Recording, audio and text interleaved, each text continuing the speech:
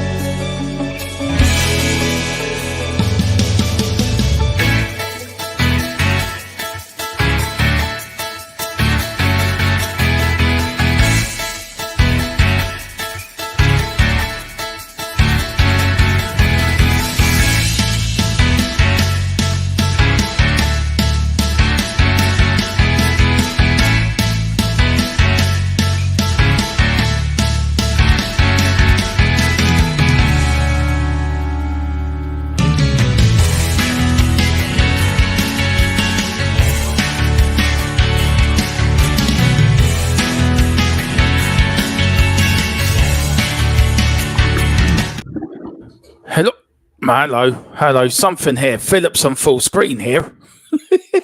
We will get it right eventually. Oh dear. Do you know what, Philip? We will get it right. There we go. That's better. There we go. Oh God, that doesn't even look right. Oh bloody hell. I had it right. I'll just do with that tonight. Fuck it. How are you? Welcome to THFC Till I Die, your home of Tottenham past, present, and an exciting future under Ange Postecoglou. And yes, the wandering man has returned. The man that, what's his name? The fella in the 80s, Philip, that did all the travelling back in the 80s. Alan Wicker. There we go. You're the Alan Wicker of the Spurs world. Don't think my moustache isn't as good as his now, but anyway, apart from that. No, it's getting there, Philip. It's getting there. And if you want to know what Philip was up to, well, don't worry. 10 o'clock tonight, all will be revealed. If you're already a member, you're already watching it. Know what Philip got up to. So, did you have a nice trip? And what play did you go and see last night, Philip? What did you go and see? I went to see a play called The Hills of California. It was a pretty deep 3-hour-long play, a family breakup. Very good, actually, but amazing on a Monday night. The theatre was packed. It's unreal. Yeah. London is buzzing at the minute. It really is.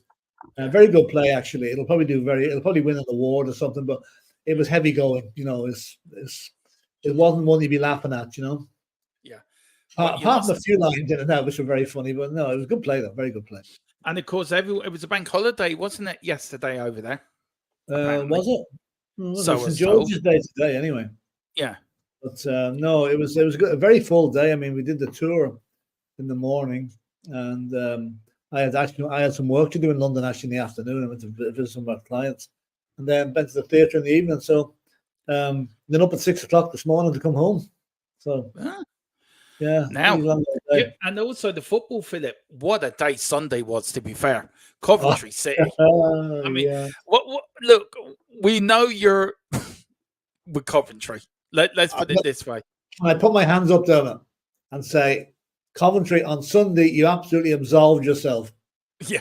We only got to the hotel just as extra time was starting. In fact, let me tell you a good story. We're coming in the train, and I saw the score: Coventry 0, Man United 3. That's it. That's over. So I got to the hotel, and I said, switch on the TV and see what the score is. I said 3-3. Come on, I can't be watching a rerun or something, And I could not. We were both starving. We hadn't eaten all day. I'm not leaving this till the penalty shootout's over, And then to have that goal disallowed in the last minute, absolutely heartbreaking for Coventry. It really, really was. Look, is it? I don't know. I was watching Paul Collum doing the watch along, right? And I couldn't get it over here because in Ireland we couldn't get the cup final. So I was watching Collum like in all the other Man United channels, right? Just flicking around, see how they're reacting. Well, Philip, I watched a compilation of Man United fans last night. I have never seen anything so funny. And so my sides were breaking with laughter. It was so funny watching them. There was two people, and I swear to God, do you know when you and me do a watch along, Philip, we are generally emotional about what we're doing and what we're seeing. And what you see is pure emotion from you and me, right? One of them, I swear to God, he got a guitar. He smashed his guitar. Oh, jeez. Oh. Right. And that was at 3-2. At 3-3, he tried lifting his chair. He couldn't even lift the chair. We've got two other lads, right? I swear I said to Devil, they're faking that. It didn't look normal. Do you know what I mean? I'll send you the video, Philip. It is funny. We actually met a guy from here. He's actually a big Man United fan. He knew he was going over to the match, and he was actually back on the same flight as us today. He said he was embarrassed to be a Manchester United fan on Sunday. Absolutely embarrassed. In fact, it got so bad, he was hoping Coventry would win it. That's how bad it was. They all want Ten Hag out at the moment. Yeah, I know. Did you see the video of all the fans leaving when the ball went in? Then when they realised the VAR just overturned, they'll turn around and get back again. Cup final. Who's going to win, Philip? Where's your money on? I think it would be Man United to win the damn thing. Now. Oh yeah, I'd say Man United will probably win the cup now. I mean, they get away with not murder, but they get away with things like Saturday or Sunday. Then you got to think that their name is on it, But they'll want to play a lot better. I'll tell you what they want to do. They want to put manners in Anthony Boy. Yeah. What he did at the end of the game, I thought was disgusting. Yeah, I know how given out about the media coverage has been terrible. He should look at his own house in order. I mean, Anthony going up to the Coventry team and going like that. Harry Maguire went up 100% in my estimations. He went around every Coventry player and shook their hand. That is he mightn't be everybody's favourite footballer, but I'll tell you one thing: he knows how to play the room. He was a really credit. He's a credit to United, that thing. Yeah, he is. Philip, I will sort this properly for tomorrow. I apologise. You're a bit. Well, you used to be pushed out to the side anyway, so it's all right. Don't start that now. If you got a background like me, Mr. Brady, we wouldn't have to do that. Nobody pushes Philip in the corner, isn't that right? Except me, missus. Yeah. She does that quite regularly. Anyway, what pushes you in the corner? Yeah, it tells me to be quiet, Yeah. I think a lot of women tell their other halves to be quiet, to be fair, Philip. You're not the only one. But can I just say, if anybody is in the Tottenham area, going to be in the Tottenham area, do the tour of the stadium. Yeah. Especially with a legend. Oh, yeah. Ricky Villa came out. Everyone, don't spoil it for the viewers, Philip. Don't spoil it. I won't say anymore, but it just said the tour. It's actually one of the Tottenham staff does the tour, but the two lads were there giving their opinions, Yeah. And there's a few great stories in it, which aren't in the video. I'll just tell one of them. Yeah. There's a thing called the H Club in the ground where you pay 30 grand a year membership for two people. Yeah. And 30 grand a year for two people to go, to be there for match day. So it's a total 50 grand, but you have to sign up for 2 years. Which means that's 90 grand, okay? Yeah. And every time this was mentioned, Aussie idealists would say, but you get a free program. You want a free program for that amount He's of got a free money? program. Oh, jeez. Oh, Oh, he's great crack. Great crack. yeah, it is. Now, Philip, today we're going to, of course, Destiny is out. We're going to talk about that. Slot is leading the race, Philip, for the Liverpool job. So, The do slot you think? machine. Yeah. Mm. Spurs youngsters make impression in training under Ange, and Spurs versus Arsenal. Who do we pick? Well, we'll say hello to a few people. Big up to the Normality channel with Riley Taylor, Evening Dermot at THFC till I die. Big up Riley, and happy Tuesday all. And to my Tottenham Hotspur fans out there, just a friendly reminder, those THFC till I die mugs are dishwasher safe, unlike your dreams of ever winning the league. Oh, it's coming. It's coming. It's coming. It is coming. Big up to Mr. Khan. Yeah, go on. It's the end of the world. Yeah. Good evening, gents. I'm headed out, but just wanted to jump in, say hello, and like the stream, and everyone make sure you subscribe. As we see, Philip, we have reached the 1,800 bracket. I see that. I see that. Excellent. Yeah. I now. Yeah, go on. Only way is up. Yeah. So goldfish, garden gnomes, next door neighbors you don't like. Just subscribe. Even, just subscribe. Big up to Colin. Hi, Colin. Member for 13 months, Philip. Oh, good man, Colin. Yeah. Good afternoon, gents. Good afternoon, Colin. Yeah. Has the blood pressure come down from Sunday yet, Colin? I tell you one thing. Colin was the calmest United YouTuber on Sunday. Right. I mean, the only thing he did say when commentary scored was, Ten Hag, get out of my club now. That's as far. I don't know. So big up to Colin, though. I'll see you in a while, Colin. We're having a little gaming meeting to sort out our gaming channel. All right. We're going to get Philip into the gaming world, too. Oh. Philip, lucky you can stay awake at the minute. All right. We'll be very quickly with this, Philip. We won't go very long.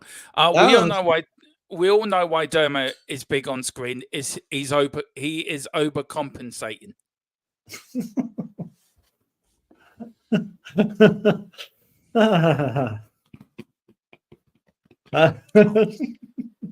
Politely. And then Riley then kicks me when I'm down, puts the boot in, and says Dermo's on-screen present is like his YouTube chat moderation, big, but constantly struggling to contain the overflow. Now, I don't know if I should take that as a compliment or an insult. I haven't worked it out yet. Let you know which is which. Yeah, let me know in the chat, will you?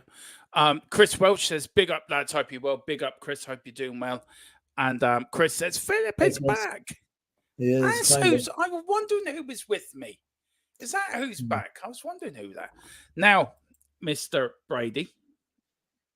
And we've got Colin saying, blood pressure is down. And yes, Dermot put my words in a more polite way. Yeah. Yeah, I can imagine. There was an F in there, believe me. Philip, Destiny. And this is the thing. Destiny's now out for the season. Who will take his place on Sunday? Now, it's got us thinking, hasn't it? Who's going to play? Who would you like to see in there, Philip? Well, I think Mickey van der Ven is versatile enough to move over. I know there's a lot of people fearing Ben Davies playing, and that's who probably will end up playing there. But if you put in Gadusin into centre back and move Mickey van der Ven out, or heaven forbid, went three at the back, which I don't see Ange ever doing. No, I think that might work. But there's also a doubt about Porro, which I didn't know about, and that shocks me a bit more than Doji. Yeah. One of them is bad enough, but having the two of them out is serious, Now, this is the first sort of back four, which we think might happen, Philip. This is the more probably realistic one. Actually. Well, yeah. Hopefully Porro is back there. Do you fear with Ben Davies in the back four as a win back? Because he hasn't got the pace. He hasn't got the pace. Like he'll never let you down. He'll never make an absolute rickets of thing, but he might not have the pace. Like, him against Saka would worry me. Yeah, it would. Whereas Van der Ven against Saka, no contest. Van der Ven will win that one. Yeah. So, now, that's the one I'm thinking of. Yeah. Now, would that be a back four that you can be confident with, Philip, on Sunday? Well, I don't know if I'd go as far as to say be confident, because one, Dragusin really hasn't had enough game time to bed himself in, to get himself acclimatized to the pace of the game, for one thing. And Royale on the other side would always give me a bit of a worry as well. So no, I wouldn't say I'd be confident with that back four. I think I'd actually be happier if Porro was playing. Then I would be reasonably happy with that back four. I mean, Emerson is a good defender, Philip. It's just going forward. I think that's where his problem is. But well, I think in this game he's going to have a fair bit of defending to do, because if you've got Martinelli up against him, he's not going to get that much chance to attack, unless of course we take the game to Arsenal, which I hope we do. Yeah, one thing I do not want to see on Sunday is us letting them come at us. I really do not want to see that, and I'm hoping Chelsea will actually do a job on them tonight, just to put them back in their box. Yeah. Chris does say Saka is shattered, lads. He's been ran into the ground. Maybe, but he'll still get energy enough for the London derby. That's for sure. Yeah. Now, we're looking at the midfield, Philip, very quickly. This is probably the midfield you will probably have started with. But would you tweak it? I mean, I have put this in as a midfield tree. Sorry, let me get this right. We've got that one with Hojbjerg and Bentancur. And Maddison. That's the one I go for. Or do you go for that one with Hojbjerg and Papasar? I'd like to see Hojbjerg in from the start. Yeah. Bentancur maybe come on for him in the second half, but I think Hojbjerg, we just need a little bit of nous, a bit of experience. Papasar will have never played in a North London derby at our ground. No, he that's true. He might have played at the one at whatever you call their place, the library, the toilet bowl. The library, the library's toilet. So yeah, I think that's going to be an important choice for Ange, because we don't want to let Arsenal get on top of us. The one worry I've got, like they did last season, where they more or less dominated the game from start to finish.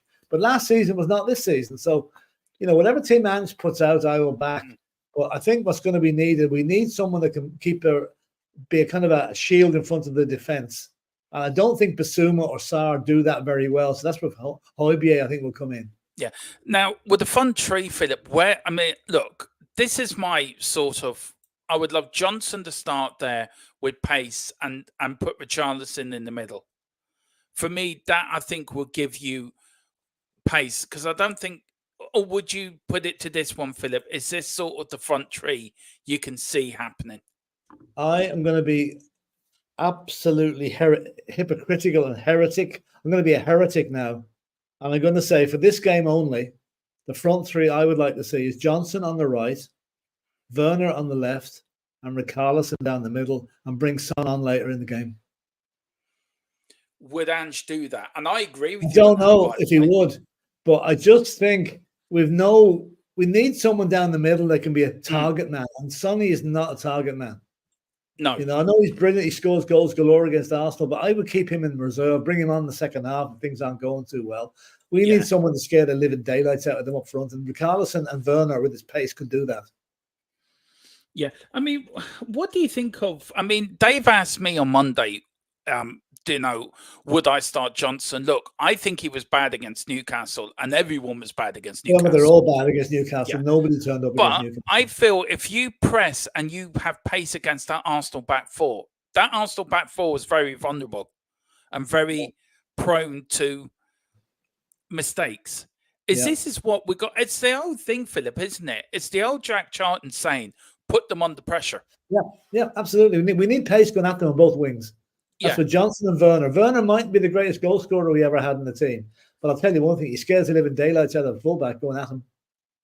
I mean, we've seen that. How many goals has he created going down that left-hand channel?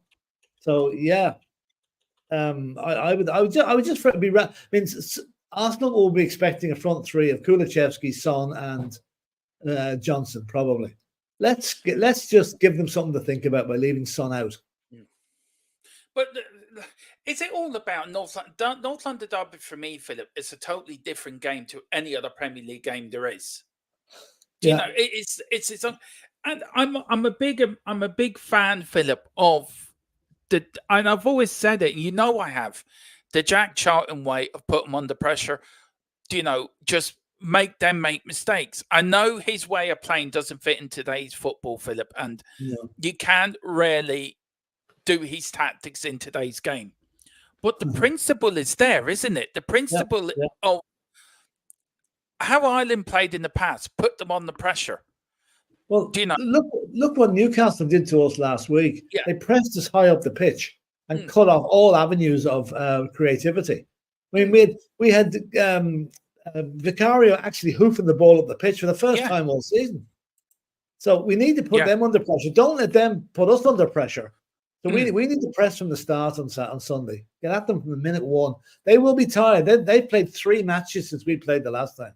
So we've got to exploit that tiredness. There's got to be an element of weariness there, you know. And let's just burst their bubble like we did 2 years ago. Yeah, I mean, look, for me, we'll do more in the North London Derby. We're going to do a little history in the North London Derby. Players that have played for them, managers that have managed both clubs. Philip, important games.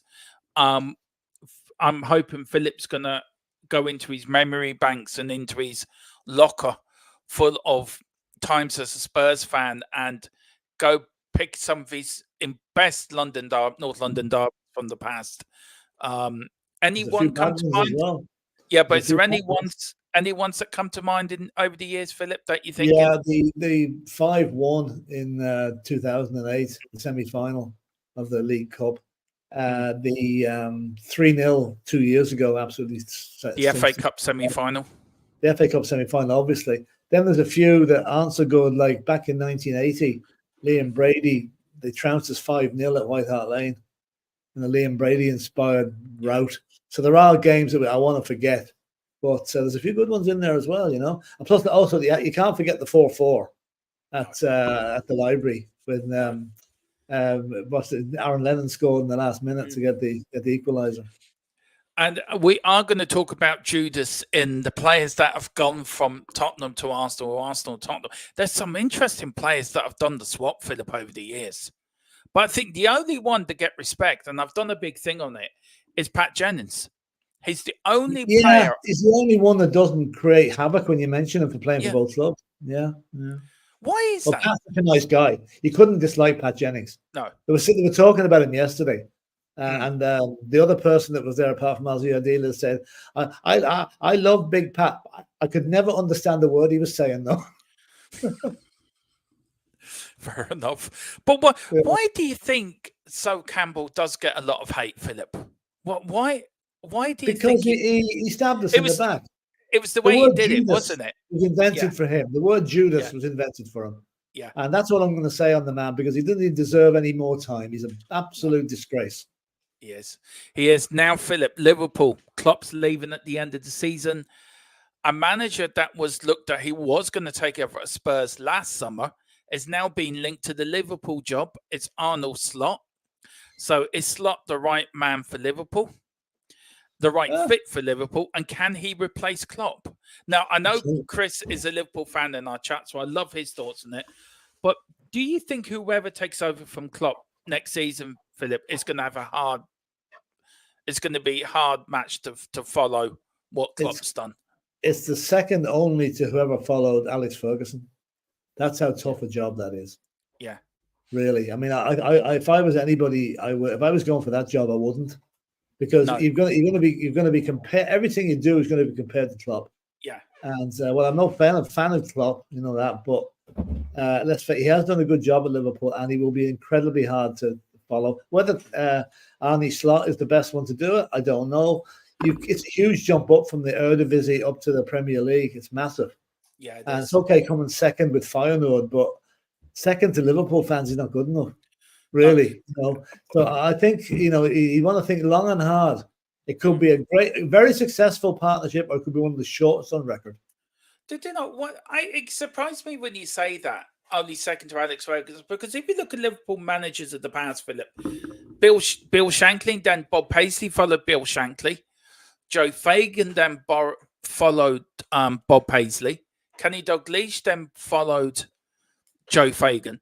All successful managers in their own right. Yeah, but you know why that is, Dermot? Do you know why that is? Because they're all part of the boot room. They're all part of the boot room. One learned from the other. So when they went into the job, they knew exactly what had to be done and how to do it. Whereas Slot is coming in completely cold from a different league, different country, different culture. So you can't really compare Fagan and Shankly with Klopp and Slot. It's just a completely different scenario for him. If you, I mean, and I will ask this question to Chris as well, and I love his answer. If you were the man running Liverpool and it was your job to get, would you try to convince Klopp's one of his assistant manager to hang on? Why don't you take the job and make it? And so it's cute. Do you know what I mean? It's continuity. Yeah. Why haven't they done that? Because I think somebody new coming in, I don't think it's going to be all plain sailing next season. As much as Liverpool fans are very patient, they're very good to managers. They always give them time. But I just don't think it's going to work. I think that I have a funny fear they might go through a Man United type period of not winning anything again. Well, we can't but hope. But I don't think Liverpool fans would accept a guy stepping up from the assistant manager at the club to. It's not like Bob Paisley's coming in after Shankly. No, those days are gone. I think, it will be a big name appointment. Liverpool fans will expect that. And if they don't get it, then I can see trouble for whoever comes in because they'll be criticising him from day one. Xabi Alonso for the future, though. I mean, I'm amazed he's staying at Leverkusen. I don't think that will happen. I think he'd be gone somewhere else in the summer. Yeah. They're 7 games away now from going the whole season unbeaten in everything. Yeah, and even I think West Ham came about the closest to beating them there last week. But imagine the ignominy of that. But the whole season unbeaten and lose to West Ham. Jesus, that's not. Yeah. I mean, on Sunday they were in the German league. They equalised in the 93rd minute. Yeah, they never give up. They're relentless. No. They are relentless. They never give up. It's a bit like Ange, but that team's more well-oiled than what. But it's an Ange type system, isn't it? He plays. Do you know what the only thing that bugs me about Leverkusen is that pillar Granit Xhaka it plays for them? I know. Well, mind you, he's probably gone to a better club now. Oh, he's gone to a club. Yeah. He's gone to a better club now. Gone to a club. Yeah, he's gone to a club. I mean, Arsenal are still should be playing in South London. But no more about that. We've got a debate on Thursday, Philip, at 8. You and me are having a bit of a fight with the Armoury, the Arsenal lads. Right. I better put my tin hat on that night. Yeah. And I'm trying to get Mia to be referee. Jesus. Why did you get Anthony Taylor? You make a balls of it. Yeah, very quickly, Philip, what do you think? Yeah, what do you think to the Nottingham Forest debacle? I mean, what's your thinking? I think Forest were hard done by, right? But the way they went about it is not going to do them any favors. What they should have done was, I know they reported this is Stuart Atwell to the league beforehand, alleging that he's a Luton fan. I don't know whether he is or not, but if he is a Luton fan, he should have been nowhere near that game. Yeah. Because it's not fair. He's only walked himself into trouble now by disallowing 2 of those 3 penalties anyway. Yeah. And but for Forest to take the matter into their own hands now, they're going to get censured for. They're going to get fined for that. FA will throw the book at them for that because they're telling tales out of school. They should have gone through the procedure. And now they've asked now for the audio to be given to them. They're getting the audio, but the FA are saying it's fine. There's nothing in the audio that will make anyone change their mind. But you feel sorry for them because that game could put them down. That could literally relegate them. I tell you one thing, Philip. The audio, no audio. One of them was a penalty. Come on. I haven't seen them.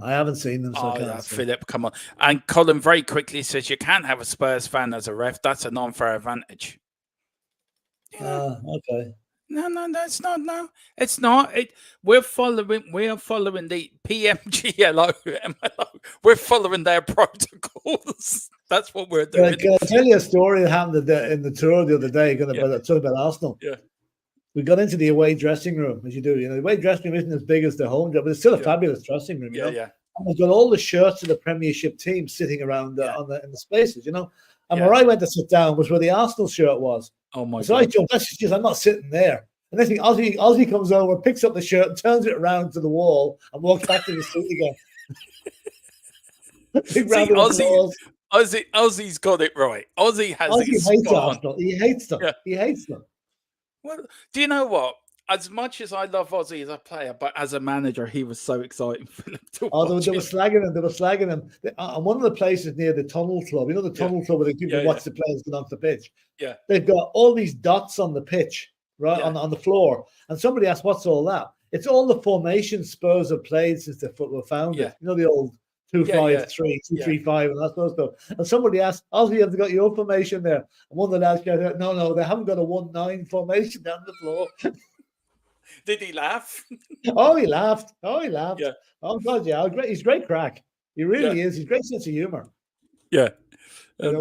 Big up to Ellie. No, Dermatron and Philip, you lads know your stuff. Love the historic element. I meant, well, with that is coming this week. Big up Ellie as well. Ellie, just a girl who loves Spurs. Now, Philip, we're going, should Ange, now the youngsters, Philip, should Ange use the youngsters before the end of the season?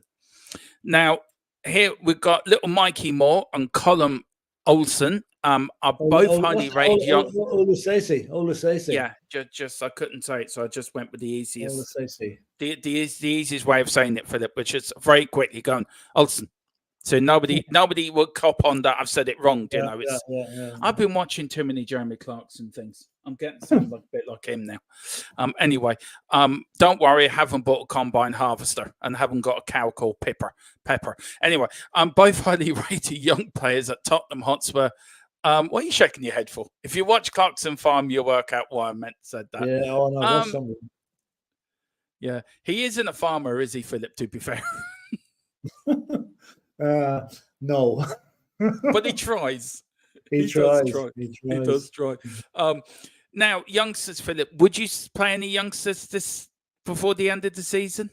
If we're guaranteed at least fifth, right? Yeah. I would play him against Burnley and Sheffield United. Yeah. I wouldn't play him against Man City. No.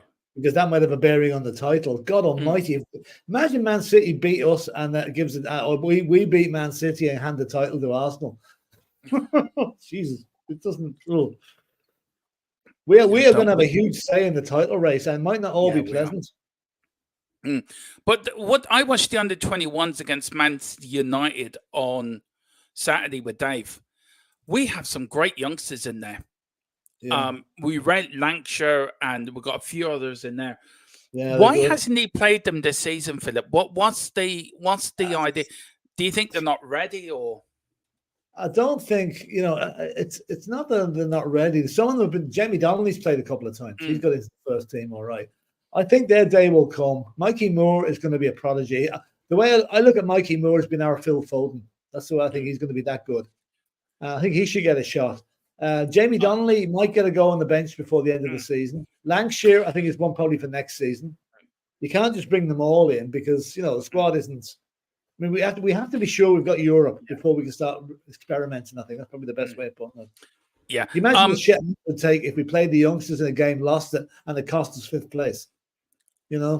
Yeah, I know. Happen, but No, I know what you mean. You're a big distant. Listen, we do normally have it, but I can't remember the setup we use on StreamYard, and I've forgotten. So it's only like this. She says, but love the graphics are magnificent. Thank you very much. And the Godfather, aka Philip, your leaning lamp is not of you. I've been evicted out to the dining room. That's why. Yeah. Oh, poor leaning lamp. Look, Philip, I know you're just back, so we weren't going on long. Now we have been trying 7 o'clock, haven't we? And we're thinking of moving again. We're like a couple of hillbillies, Beverly Hillbillies. The Beverly Hillbillies, yes. Yeah. Are you the fella that found the oil? Or are you Granny that sits in the chair with the gun? I'm not Granny anyway. I'm not Granny. You are Granny. You're Granny with the gun. I just made you Granny with the gun. That's okay. So we're going back to 5 o'clock, aren't we? It's easy for you. It's easier for me. And it gives us time we're doing an evening show to prepare for that. So as from tomorrow, we're back on at 5. From 5 to 6 for your the Daily Hotspurs news show. Anything else you want to say before I let you go this evening, Philip? Because I know you're just back, and I'm very grateful for you coming on. So. No problem. When everyone's had a chance to look at the video, I'll go through the tour tomorrow in greater detail. Some of the things that were said, and it was hilarious. You know, it really was. 2.5 hours, a full 2.5 hours it lasted. So it's great. How did Mrs. Brady? Did she enjoy it? Oh, she loved it. She sat in Angie's seat Fair play to her. on the touch line. Yeah. Oh, no, she loved it. She thought it was brilliant. Excellent. Yeah. She's the boss. She sat in the boss's chair. I think she was trying to get a point across to me, you know. Yeah, that you can be dropped. Probably every time. She'll have a notepad out this evening now, changing formations. No, she was in the club shop buying yellow and red cards. That got me a bit worried. Oh God. Anyway. Yeah. What do you think to the club shop? It's quite lovely. I got a lovely picture taken with Ozzy and the other fella. So I'll mention those later. Yeah. This is Gerard, he says, Dermo, give me a score tonight before you go, please. I am going for, I hate both clubs.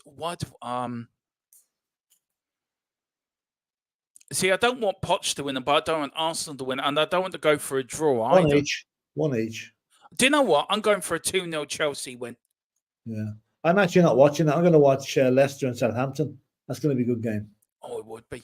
Now, tomorrow night, we are doing Around the Grounds, me and Colin. Colin's going to look after the Man United game, and I'm going to cover the rest of the Premier League. So we are doing an Around the Grounds special tomorrow. Big up to Tony Young. He says, I'm lucky to see us win 14 trophies. Wow. But one thing beats trophies is the badge on the shirt. I'm lucky to see us win 14 trophies. Must be a few Audi Cups in there.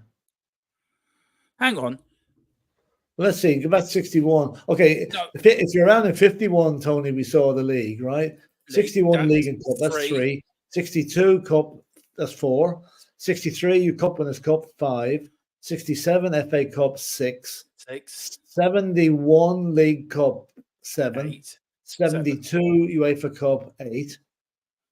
74, nothing. We didn't win anything. No. 67 in the FA Cup as well. Yeah, we said that. So hang on. Okay, move on to 74, 81, 9, 82, 10, 84, 11, 18, 84, 91, 12, 2000. 1999, wow. 13, and 2008, 14. Fair dues, Tony. You've been around longer than most of us. Well done. Wow. That is a wow. Yeah, I'd love to see him make it to 15 very shortly. So would I. Imagine he was around for the 51 league title side. Oh boy, that's something. So do you know what, Tony? If you can, I would love to get him on, Philip, and talk about. Absolutely. I mean, that guy obviously got a longer history than I have at the club, so that's saying something. Gerard's asking, Philip, how many have you seen? How many did you see, Philip?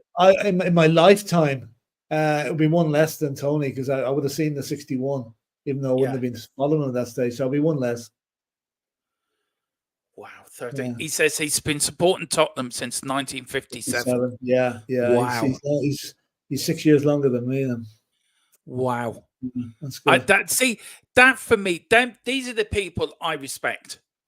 These are like yourself, Philip, and like Tony Young and Wilton, what's his name? Milton, that comes in the chat as well. Now, them people I admire. They're the people I tip my hat off to. Do you know what? You deserve a medal. And I think Tottenham should recognise these fans, Philip. Yeah. They should recognise you and Tony and people have. Imagine supporting Tottenham back in the 50s. Yeah, imagine. I should have mentioned it to my new best friend, Mr. Levy. Oh, yeah.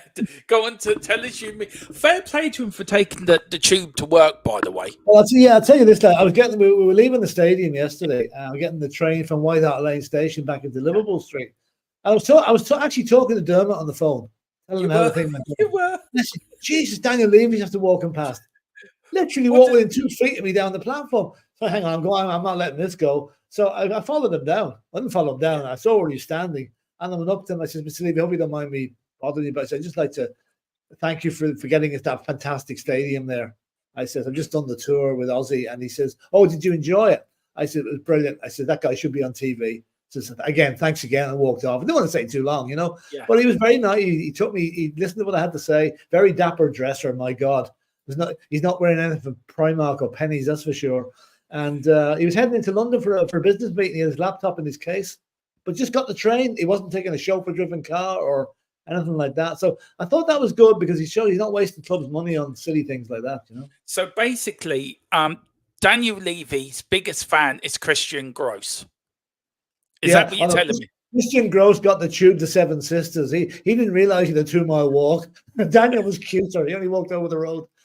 White Hart Lane's only 100 yards from the stadium. You know? Wow.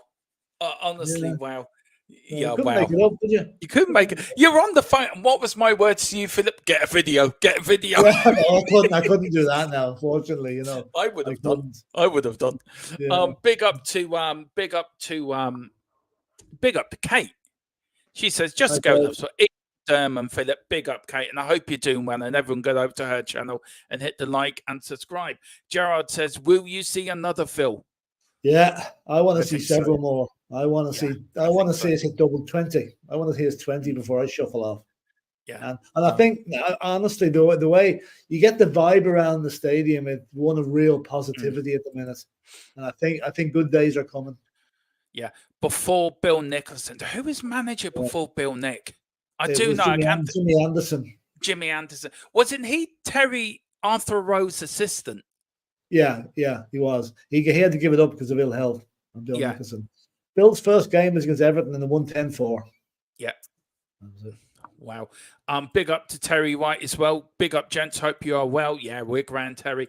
And Colin Turner says, with the players at our disposal, 61, 72, 73, should have won more than we did, especially throughout the 60s. Yeah, I'll temper that, Colin, with a bit of a caution on that.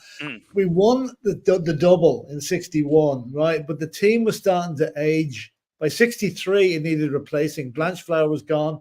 Mackay broken his leg. The team, Morris Norman, was getting on a bit. What happened there was players weren't brought in quick enough.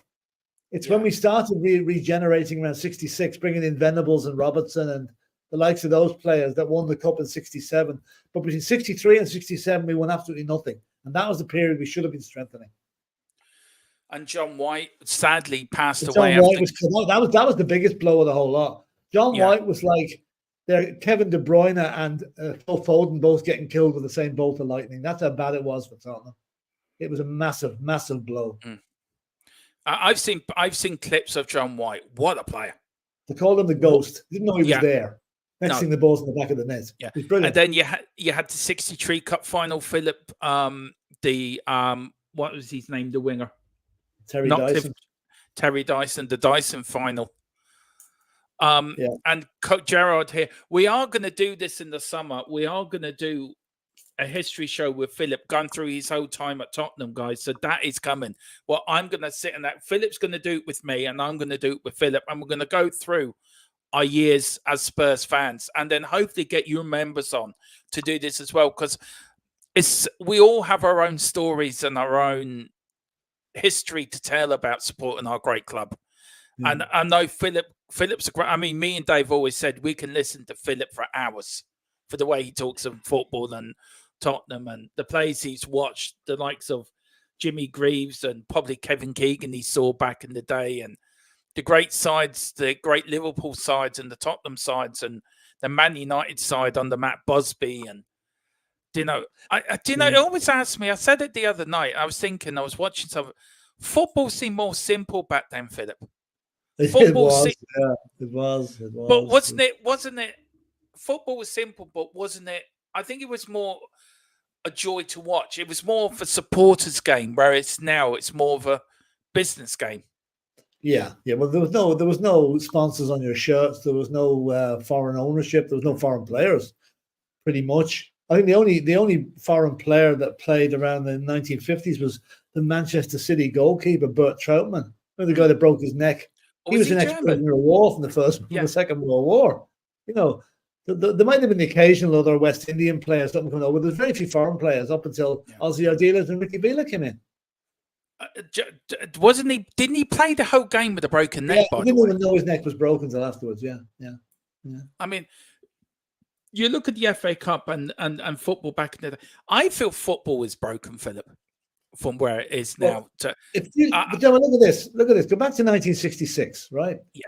The England team that won the World Cup. There wasn't even substitutes allowed in those days. I know. You could not. If you had a player injured, you played with 10 men. You stuck him out on the wing and hoping he could do a bit of damage out there. But now you have 5 substitutes from 9 players or whatever. It's totally changed. Apart from the shape of the ball, that's about the only thing that's the same thing. Even as a kid, for me, growing up in the 80s watching football, Philip, I feel football back then was more enjoyable than it is now. And we all want Spurs to do well, but I just feel the money, it wasn't money generated, where back then it was all fan generated. Yeah, it was all about you look at the old Tottenham games of the 80s, Philip, the cup finals, right? And you see all the flags, Tottenham with the flags and the banners and the rattles and FA Cup final day. It was on all day, wasn't it? From midday from 9 o'clock in the morning to you got up in the morning and you were there till 10 o'clock that night watching it. And as a kid myself, I remember going out to the back garden and trying to practice what I saw in the cup final, like Gazza's free kick or back in I was young in 81, so I'd be going back to 87 probably. I remember that properly. And watching Clive Allen's goal. Can I do that can I do a Clive Allen? And then you go through like the 87, 88 with you could have had Hoddle, Waddle, Gazza and Lineker all in the same side. Yeah. Could you imagine that? Yeah. Could you imagine Hoddle, Waddle, Gazza and Lineker in the same side? Jesus. And Terry Venables nearly built a championship winning side, you know. He was only a few players away from actually having a team to compete for the league under his tenure. I think if Terry Venables hadn't gone into the ownership end of the club in 91, I think we probably would have progressed. If he'd have stayed on as manager, if the financial situation hadn't have occurred at that time, I think you're probably quite right. I say 92, 93, we could have won the first premiership. Yeah, I say we could have done. And we had a great young side back then, didn't we? We had Nicky Barmby coming through and David Howes and all great play. Well, look, that's for tomorrow's show. We can There's just a few other points there. Jared O'Connor's asking a couple of questions there. I'll answer them. Yeah, I was going to get them up. Phil, what was the best Spurs team you saw? It's a tough one, that, Jared. It really is. I mean, there's been that many of them. The one that I enjoyed watching most, right? It's the more recent vintage, was the team that finished second in the last season at the Lane. Yeah. To watch us win 17 out of 19 matches and draw the other 2, that was classic. That was great. Brilliant stuff. As going back a bit, I'd say probably the early 60s team. The 63 Cup Winners' Cup team was brilliant. And the 81 team was very good as well. Yeah. It's hard to pick one. I'd be very hard-pressed to pick one out of all them. They were all good. Mind you, I've seen some bad ones as well, so they couldn't counteract. If I could pick one, Philip, if that's okay, for me, it'd be the 87 team. That team, don't start me on commentary again, please. No, but the point of making, that team could have won. If it could have won, could have done the double, the cup double that year. I know. That was a very good team. Yeah, and also the last team in the Lane. You're right there, Philip. And also, you have to say the 60-61 team was the best team on earth at that point.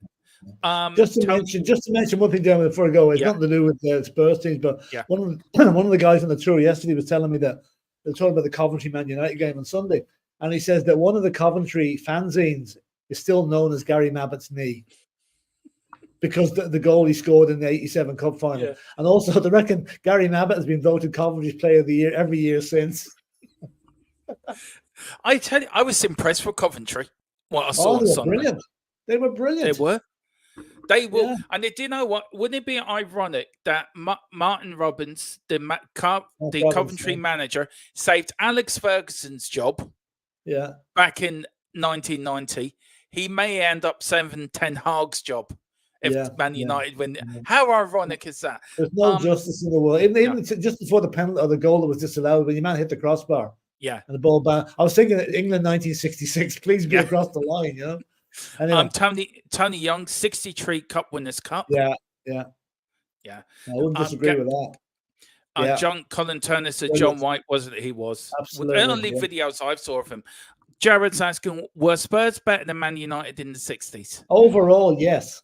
Yeah. I know United won the European Cup in 1968, but I think if you balance them all out over the years, there wasn't much in it. But I was obviously being biased. I would say yes, Spurs were. Yeah.